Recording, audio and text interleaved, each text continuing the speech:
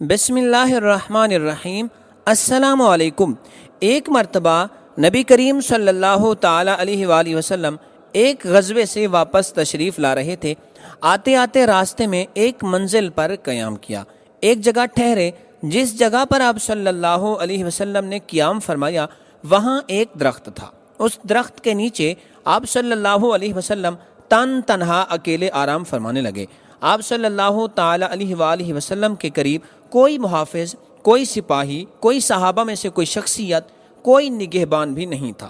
آپ صلی اللہ علیہ وسلم بالکل تنہا تھے۔ تو کسی کافر نے آپ صلی اللہ علیہ وسلم کو اکیلے جب دیکھا تو وہ کافر اپنی تلوار لے کر نبی کریم صلی اللہ تعالی علیہ وآلہ وسلم کے پاس آ گیا اور بالکل آپ صلی اللہ علیہ وسلم کے سر مبارک پر آ کر کھڑا ہو گیا۔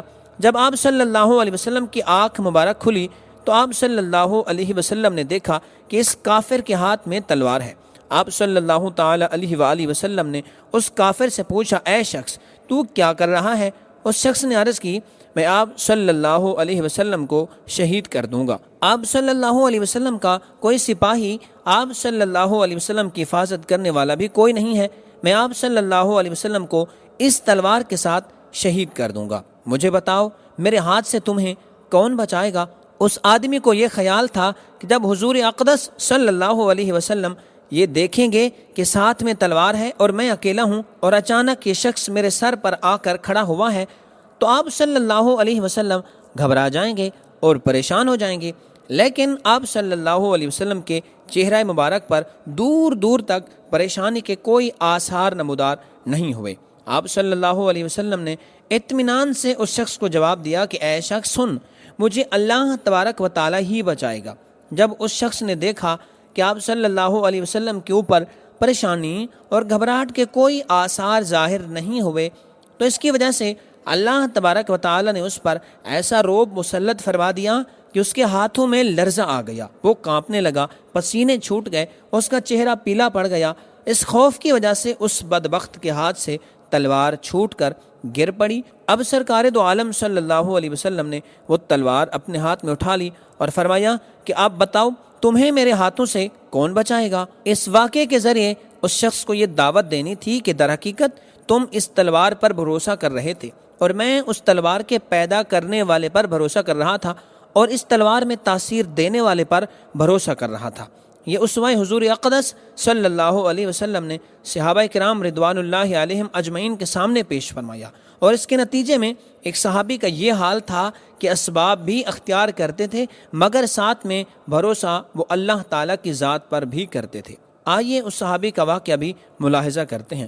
چنانچہ ایک صحابی حضور اقدس صلی اللہ علیہ وسلم کی خدمت میں حاضر ہوئے اور عرض کی، یا رسول اللہ صلی اللہ علیہ وسلم، میں جنگل میں اونٹنی لے کر جاتا ہوں اور اونٹنی پر سوار ہو کر جاتا ہوں اور وہاں نماز کا وقت آ جاتا ہے، تو جب نماز کا وقت آ جائے اور اس وقت جنگل میں نماز کی نیت باندھنے کا ارادہ کروں تو اس وقت اپنی اونٹنی کا پاؤں کسی درخت کے ساتھ باندھ کر نماز پڑھوں یا اس اونٹنی کو نماز کے وقت کھلا چھوڑ دوں اور اللہ تبارک و تعالیٰ کی ذات پر بھروسہ کروں؟ جواب میں حضور اکرم صلی اللہ علیہ وسلم نے ارشاد فرمایا، اس اونٹنی کی پنڈلی رسی سے باندھ کر پھر اللہ تبارک و تعالیٰ پر بھروسہ کرو، یعنی آزاد نہ چھوڑو بلکہ اس کو پہلے رسی سے باندھ دو، پھر باندھنے کے بعد بھروسہ اس رسی پر مت کرو بلکہ بھروسہ اللہ تبارک و تعالیٰ کی ذات پر کرو، اس لیے کہ وہ رسی ٹوٹ بھی سکتی ہے، وہ رسی دھوکہ بھی دے سکتی ہے۔